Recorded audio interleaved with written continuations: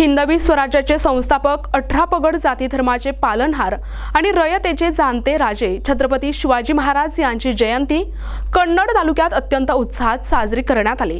तालुक्यातील गावागावात आणि चौकात शिवजन्मोत्सवाचा मोठा जल्लोष पाहायला मिळाला।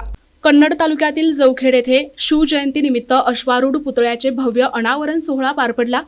साधू संत महंत तसेच शनी महाराज सुखदेव यांच्या हस्ते तसेच तालुक्याच्या लाडक्या आमदार संजनाताई जाधव, माजी आमदार उदयसिंग राजपूत तसेच वैजापूरचे सीईओ भागवत बिघोत यांच्या प्रमुख उपस्थितीत या पुतळ्याचे अनावरण करण्यात आले। यावेळी ग्रामस्थांनी मोठ्या उत्साहात जयघोष करत शिवरायांना मानवंदना दिली।